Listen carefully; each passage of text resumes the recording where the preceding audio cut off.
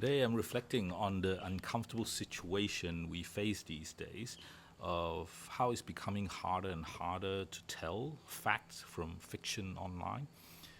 In the last 20 minutes, I have seen so many AI manipulated images and videos and suspicious stories and news reports that's come across my screen that it feels almost like everything we see on our devices can potentially be either distorted or altered or completely changed from what its original form is. And it also seems like we are at the beginning of this problem, that things will take some time to settle before and stabilize.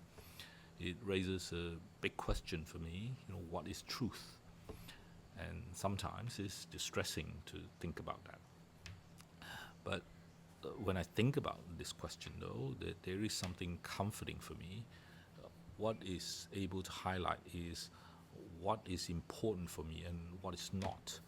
The conclusion that I reach, that I like to share with you, is that truth is easy to determine in what is actually in the fabric of my life.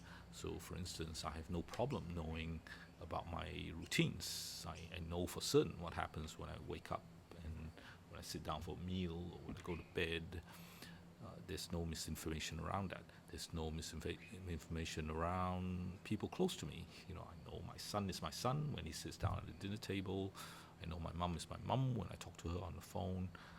I don't need to question the truth about those. I don't need to question the truth about my friends who, if they show up for Sunday brunch or we have a game of table tennis. These things that are local fabric of my life that surrounds me, around my family, around my community, they're so intricate that they're immune to these problems of fakes or misinformation or disinformation.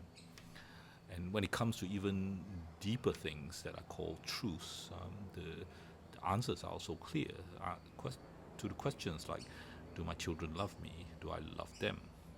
Do my work have meaning? What memories do I hold, and why are they meaningful? Is there kindness around my circle? None of these truths, because the fabric is deep and intricate, can be influenced by misinformation or by fakes. Well, at least not to me. So my broad message in this video is this, that I can't make specific comments about the state of information pollution, except to acknowledge that it's bad. But what I want to share is that when the fabric of my life is strong and the fabric around my community is strong, I don't feel the need to buy into the chaos surrounding the fakes.